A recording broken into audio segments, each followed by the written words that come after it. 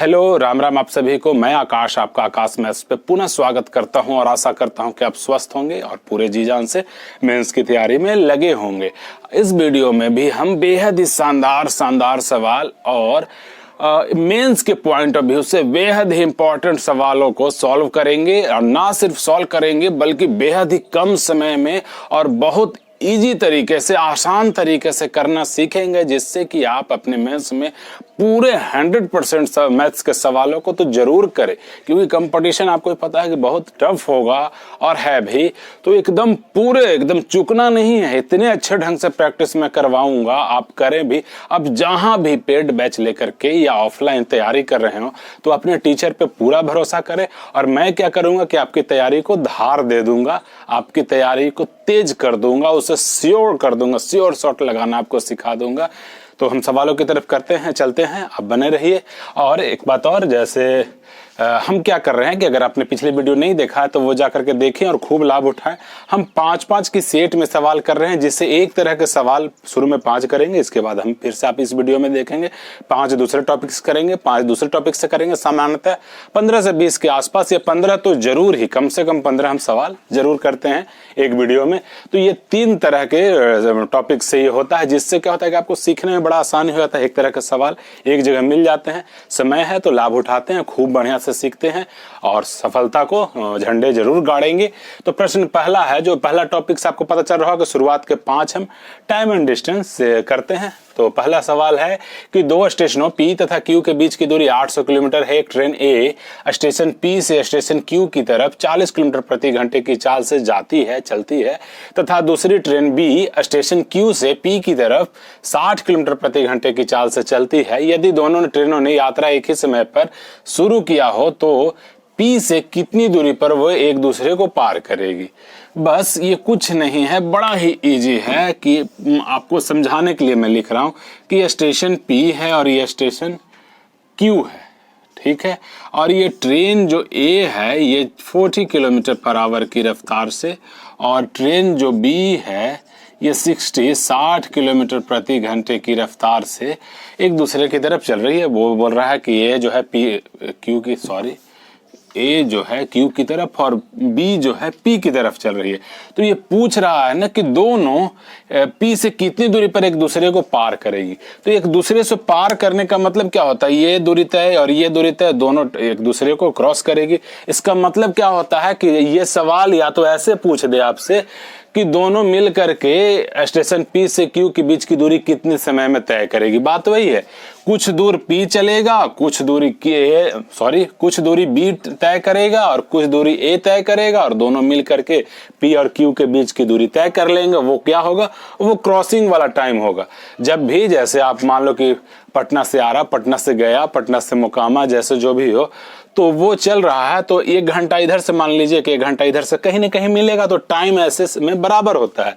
तो जब दोनों अपोजिट डायरेक्शन में चल रहा हो और ये दूरी 800 किलोमीटर की हो तो समय कितना होगा, 60 और 40, 100 किलोमीटर इसकी चाल हो जाएगा अपोजिट डायरेक्शन की वजह से, 100 किलोमीटर प्रति आवर। तो ये 8 घंटा हुआ। 8 घंटा मतलब क्या हुआ कि P भी 8 घंटा चलेगा और A भी 8 घंटा चलेगा और ट्रेन B भी 8 घंटा चलेगा, और दोनों मिल करके 800 किलोमीटर की दूरी तय कर लेंगे।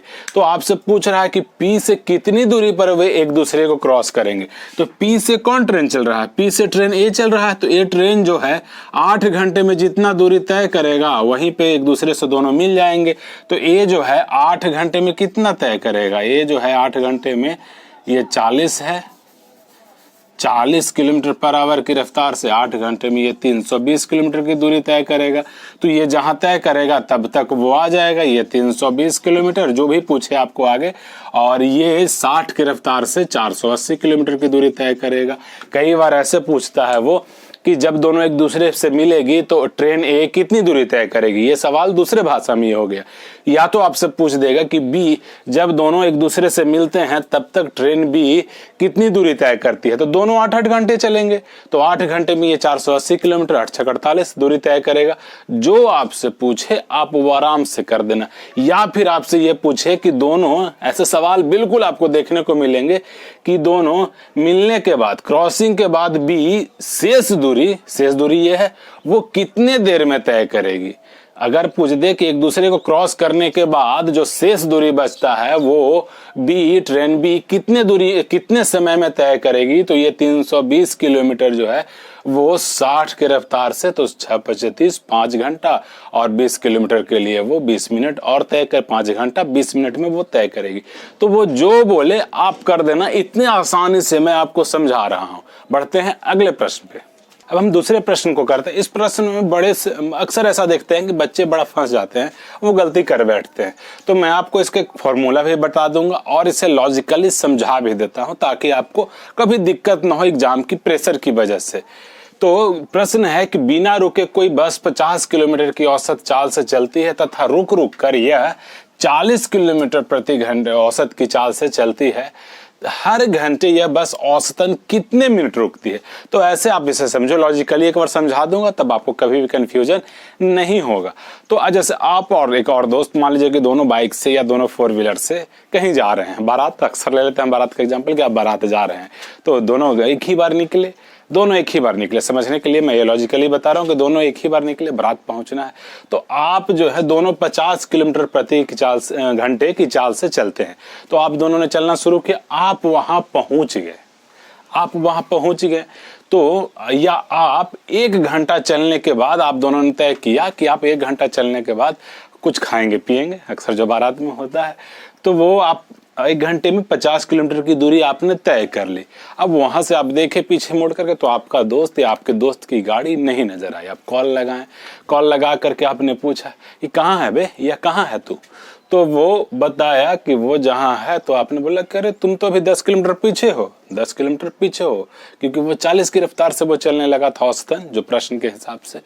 तो अब तुम बोल रहे हो टाइम के हिसाब से इसे कैसे बोलोगे। तो वो 10 किलोमीटर पीछे है, तो 50 की चाल से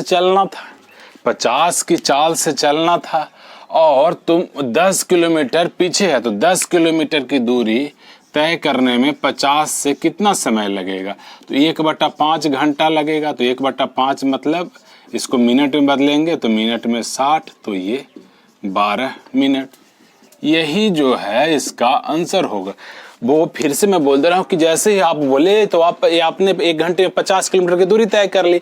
आप कॉल करके पूछे कहाँ है, तो पता चला कि आपका दोस्त अभी 40 किलोमीटर की दूरी तय किया है, यानी आपसे 10 किलोमीटर पीछे है। तो आप क्या बोलेंगे, आप ये ना उसकी चाल तो ये है, तो आप बोले कितना रुक गया तो वो उतना देर रुक गया जितना देर में वो 10 किलोमीटर की दूरी तय कर लेता।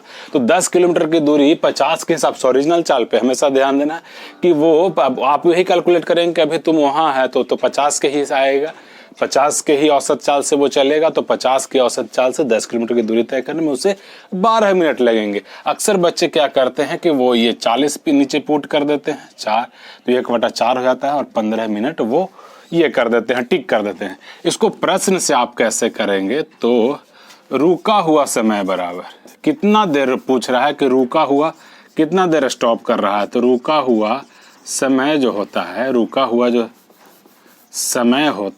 समय वो तेज चाल माइनस धीरे चाल बटा तेज चाल। आप यही करोगे, समय आ जाए, मतलब आंसर आ जाएगा। तो तेज चाल क्या है 50, धीरे चाल क्या है 40, और तेज चाल क्या है 50, यानी कि 10/50। ये घंटा में आया, और इसको 60 से गुना कर देंगे तो ये मिनट में आ जाएगा। जो हम ऊपर किए हैं वही तेज चाल माइनस धीरे वाली चाल, और जो धीरे वाली चाल है रुक रुक करके जो चलती है, और बटे तेज चाल। तो आप दोनों तरीके से जो आपको अच्छा लगे प्रैक्टिस करके उस पर कमांड कर लेना, और वही अप्लाई करना। पेपर में ऐसे सवाल देखने को मिलेंगे ही मिलेंगे। बढ़ते हैं अगले प्रश्न पे। अब हम टाइम एंड डिस्टेंस के तीसरे प्रश्न पे चलते हैं। बेहद ही आसान सवाल कि एक व्यक्ति कोई निश्चित दूरी 12 किलोमीटर प्रति घंटे की चाल से तय करता है और आरंभिक बिंदु पर 9 किलोमीटर प्रति घंटे की चाल से लौटता है। पूरी यात्रा में उसे कुल 2.1/3 घंटे का समय लगता है। तो उसके द्वारा तय की गई कुल दूरी, मतलब 12 से गया और 9 से वापस आ गया, 12 से गया 9 से वापस आ गया, तो औसत चाल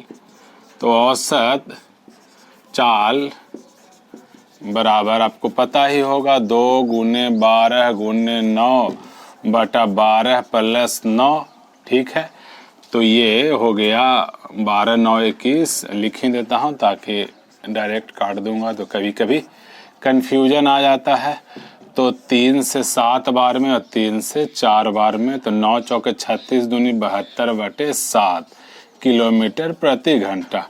तो दूरी पूछ रहा है कि कुल दूरी, तो दूरी बराबर चाल, तो अभी हमने निकाला 72 बटे 7 और समय क्या है 3 दूनी 6 1 7 बटा 3 घंटा। तो ये 7 से 7 और 3 से 24, तो 24 को हम करेंगे, वो 24 किलोमीटर की दूरी तय करेगा। बेहद ईजी था, अब इसमें ज़्यादा समय देने की जरूरत नहीं है। अब बढ़ते हैं अगले प्रश्न पे। अब इस प्रश्न को हम लोग चुटकियों में करेंगे, बड़े ही ध्यान से आप सीखना इसे, कि राहुल ने ए से बी की तक 80 किलोमीटर प्रति घंटे की औसत चाल से यात्रा की। उसने पहली 75% दूरी 2/3 समय में तथा शेष दूरी 1 किलोमीटर प्रति घंटे की चाल से तय की। तो x का मान ज्ञात करें। तो आप कुल दूरी ही 80 किलोमीटर मान लो कि 80 किलोमीटर ही है। तो 75% दूरी 2/3 में, तो 75% दूरी कितना होगा? तो 80 का 75% यानी कि 60 किलोमीटर। आप निकाल सकते हो कि 80 का 75%, 75 बटा 100, ये 3 ये 4, 4 से 20, 60 किलोमीटर। तो 60 किलोमीटर की दूरी वो कितनी देर में तय करता है? तो वो दे रखा है कि 2/3 समय में। तो कुल दूरी अगर 80 है और वो 80 किलोमीटर प्रति घंटे की चाल से ही चल रहा है, तो यहाँ समय क्या लगेगा? तो समय 1 घंटा लगेगा। 1 घंटा लगेगा समय, क्योंकि वो 80 किलोमीटर प्रति घंटे की चाल से चल ही रहा है। तो दूरी हम 80 किलोमीटर मान लिए ताकि समय उसका 1 घंटा हो, यानी कि 60 मिनट के बराबर होगा ये।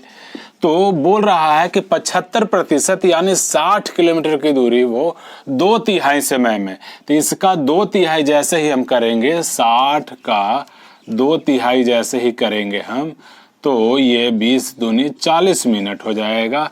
तो 2/3 करेंगे तो ये 40 मिनट में 2/3 की दूरी तय कर लेगा। अब शेष दूरी जो है, शेष कितना बचा? तो शेष बचा 20 किलोमीटर, क्योंकि हमने 80 माना है।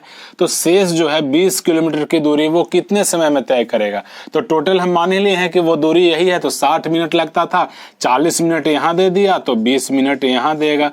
तो 20 किलोमीटर की दूरी 20 मिनट में, यानी कि जो x का मान है जो 60 किलोमीटर प्रति घंटा ये हो गया।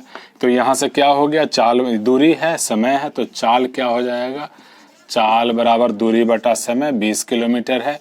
और 20 मिनट को हम घंटे में बदलेंगे तो 60 से भाग देंगे, ये 3 और ये 3 ऊपर जाएगा 3, तो यहाँ 60 किलोमीटर प्रति घंटा। आप अब समझ ही रहे होंगे कि 20 किलोमीटर में 20 मिनट, तो जितने किलोमीटर में जितना मिनट, तो वो 60 किलोमीटर की दूरी होता है। तो आप इसे ध्यान से सीखना, बहुत आसान है, इसमें गलती नहीं करना है। बढ़ते हैं अगले प्रश्न पे। ये भी एक आसान सा प्रश्न है, लेकिन ऐसे प्रश्न की प्रैक्टिस बहुत जरूरी है। कि 2 कारों की चाल में 2:5 का अनुपात है। यदि पहली कार 350 किलोमीटर प्रति घंटे की 350 किलोमीटर की दूरी 5 घंटे में तय करती है, तो दूसरी कार की चाल ज्ञात करें। तो पहली की चाल क्या होगा? पहली की चाल क्या होगा? तो ये दे दिया है कि 350 किलोमीटर की दूरी 5 घंटे में, यानी 70 किलोमीटर प्रति घंटे की चाल से वो चल रही है। तो 2 का मान 70 यानी 35 गुना, तो 5 का मान 175 किलोमीटर इसका आंसर होगा। आप समझ रहे होंगे, यही तो है, दिया हुआ है कि दोनों कारों की चाल 2:5 दिया हुआ है। तो पहले का 70 आ गया, यानी 2 का मान 70 है, तो 5 का मान, तो 2 से 35, तो 5 से 35 175 किलोमीटर प्रति आवर। अब ये 5 सवाल टाइम एंड वर्क के हो गए। अब हम लोग चलेंगे अगले टॉपिक पे।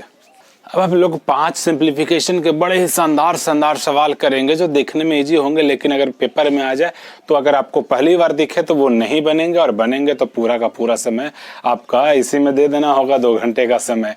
तो ये करने से बचना, इसलिए प्रैक्टिस कर लेते हैं हम लोग। प्रश्न है कि अंदर रूट में ऐसे 16 16 16 ऐसे आपको दिखता जाएगा। ऐसे प्रश्न बहुत पूछे जाते हैं सिंप्लीफिकेशन में। तो इसमें करना कुछ नहीं होता है, आपको दिख जाएगा 8 8 8, मतलब एक ही तरह का रहेगा। अगर n है तो n, तो यहाँ 16 है n की जगह। तो करना कुछ नहीं होता है कि आप गिन लें कि कितने स्क्वायर रूट हैं।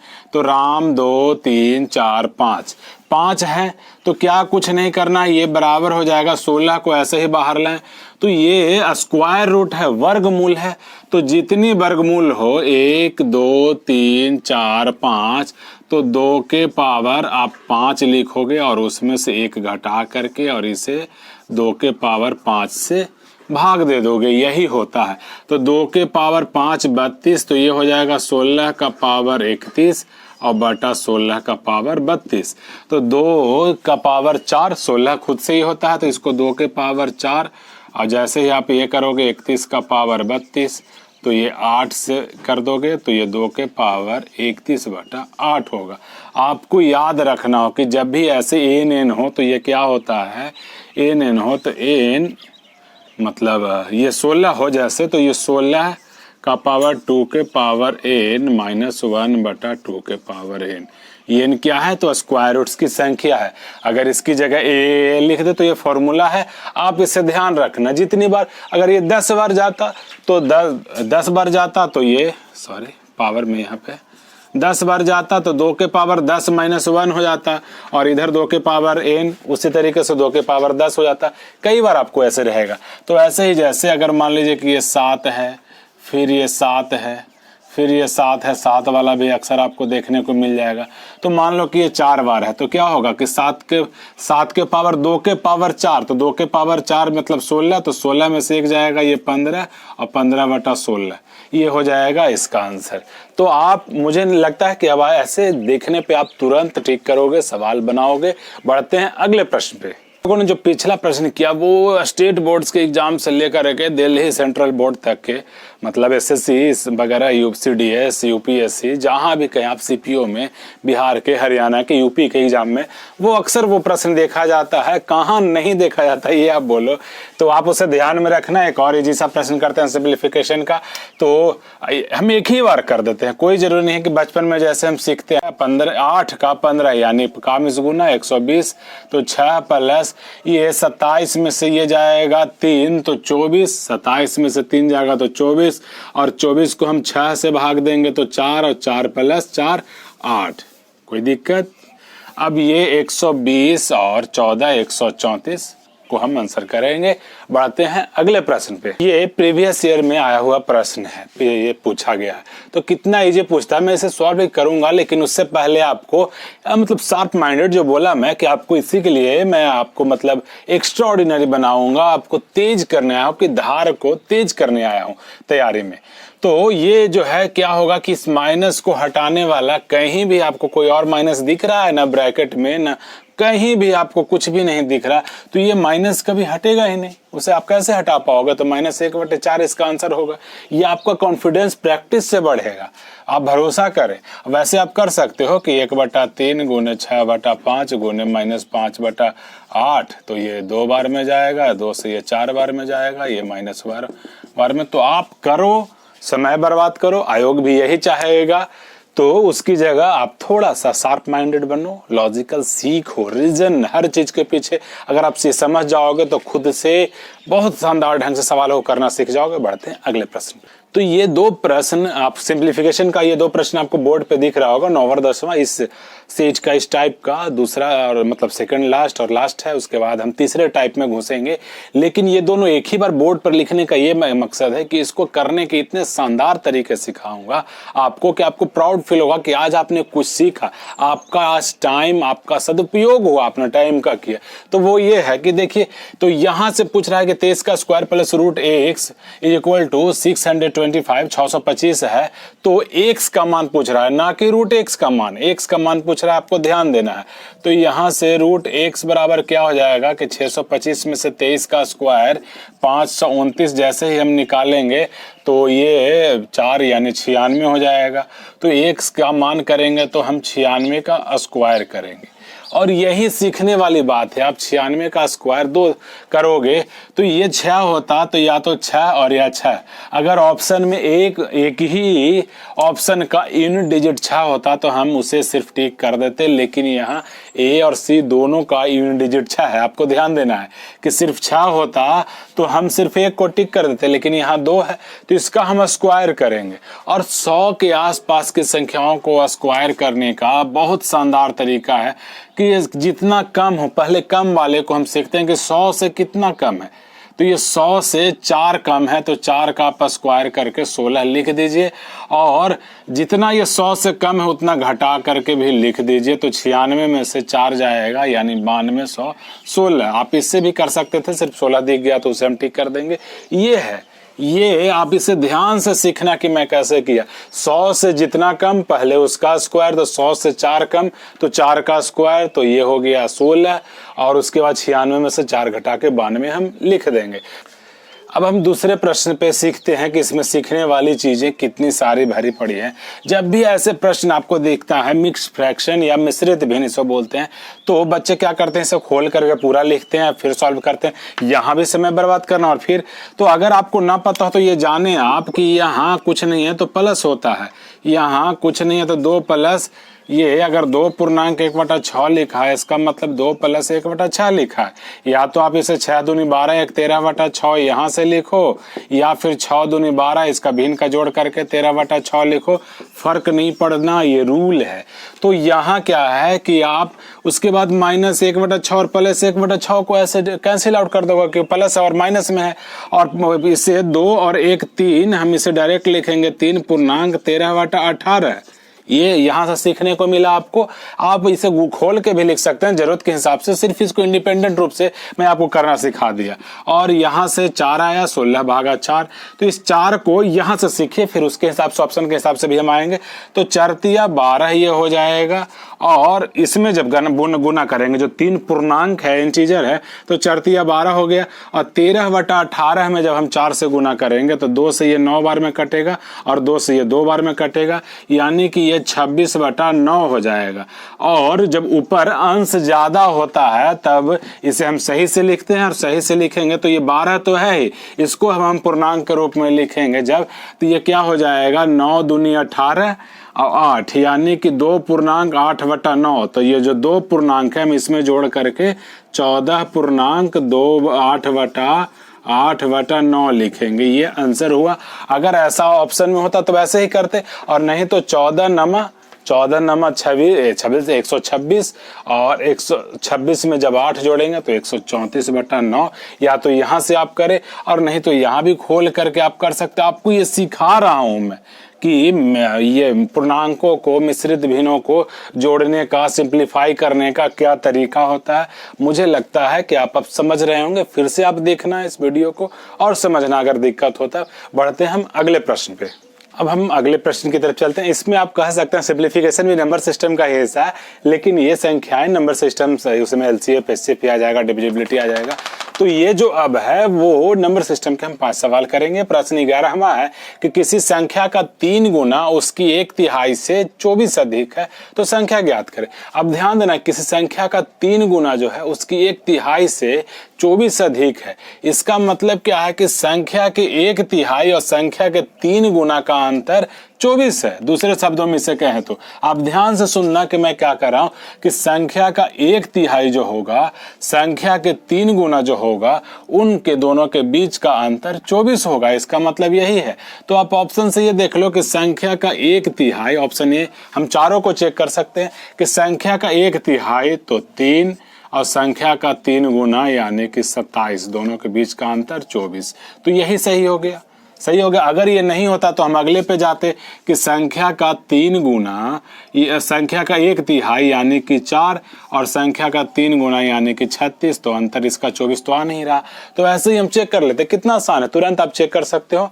बढ़ते हैं अगले प्रश्न पे। मुझे लगता है कि इसमें अब कुछ है नहीं। अगर आपको ऐसा लगे तो ऐसे और सवाल करवाते रहेंगे, घबराना नहीं है। 12वां प्रश्न है कि कक्षा के विद्यार्थियों ने राहत कोष में 3,441 रुपये का दान दिया। प्रत्येक छात्र ने कक्षा में छात्रों की संख्या के बराबर राशि योगदान दिया। छात्रों की कुल संख्या ज्ञात करें। ये कुछ नहीं और वर्गमूल होगा उतना का। जैसे कि अगर 100 छात्र हैं तो वो 100 रुपया देंगे प्रत्येक छात्र। प्रत्येक छात्र अगर x है, मान लो कि जैसे उसमें अगर 40 लड़के हैं तो प्रत्येक 40-40 देगा, यानी 40 गुने 40 टोटल हो जाएगा। प्रत्येक x गुने x देंगे तो ठीक वैसे ही ये वर्गमूल हो जाएगा।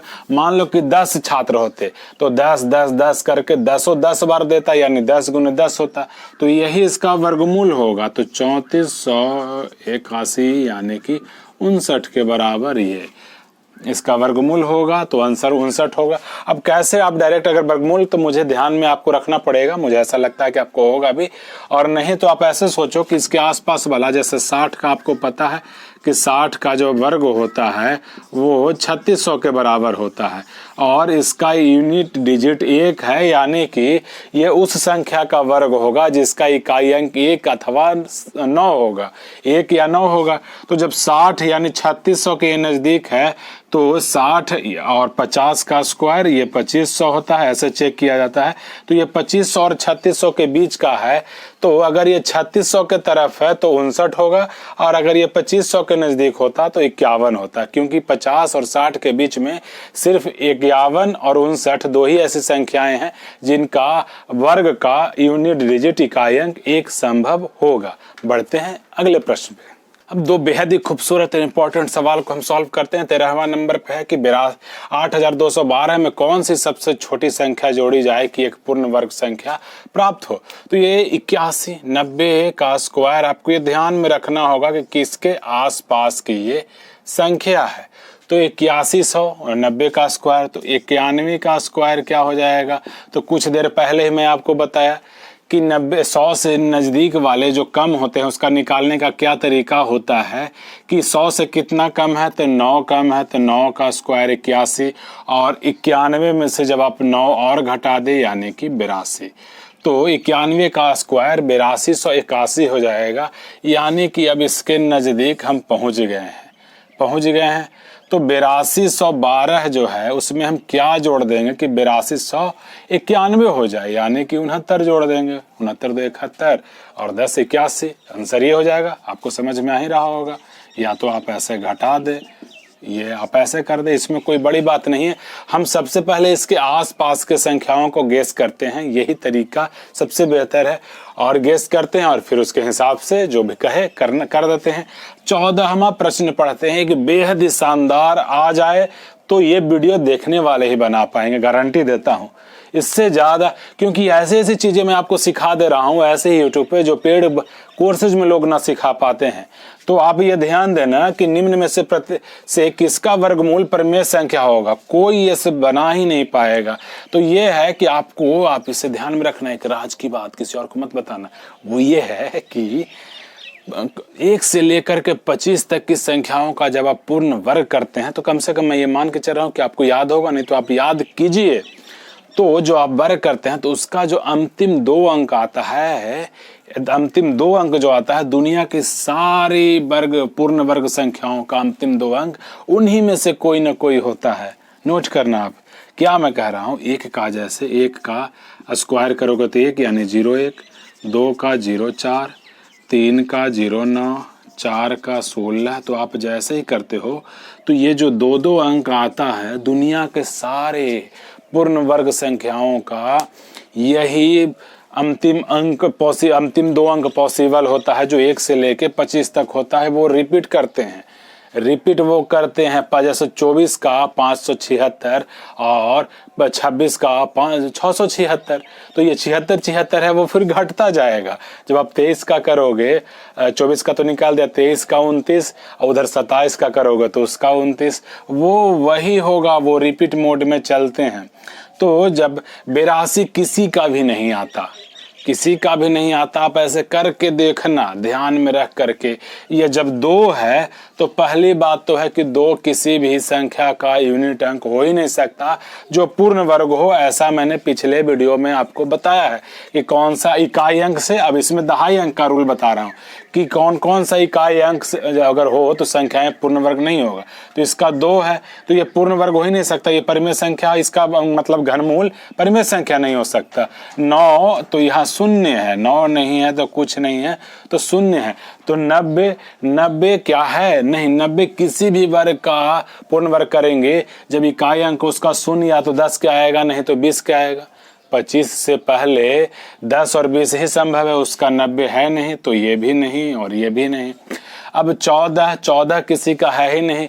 4 इकाई अंक सिर्फ 12 का यानी 2 का और 8 का संभव होता है। तो 2 का जब आप करते हो तो 0,4 आता है, 8 का करते हो तो 64 आता है, 12 का करते हो तो 44 आता है, 18 का करते हो तो 24 आता है, 22 का करते हो तो फिर से वही, और उसके बाद तो फिर 28 जो होता है 25 को पार कर जाता है।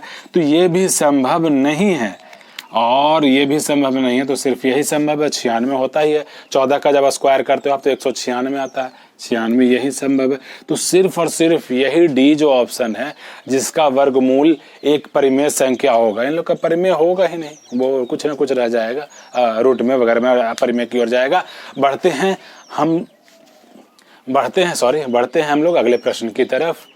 एक इजी लेकिन खूबसूरत और मेंस के हिसाब से इंपॉर्टेंट सवाल के साथ आज का वीडियो हम लोग खत्म करेंगे। यानी आज का अंतिम प्रश्न है कि संख्या 94 1 2 3 5 7 में 11 के स्थान पर कौन सी संख्या x के स्थान पर कौन सी संख्या आनी चाहिए ताकि संख्या जो है वो 11 से विभाज्य हो। तो 11 से विभाज्यता का नियम हमें पता है, इन दोनों को एक एक छोड़कर ऐड करेंगे। 7 3 10, 10 x और 10 ये 19 प्लस x हो गया, और इसमें से हम इसे घटाएंगे 5 2 7 और 4 11 घटाएंगे।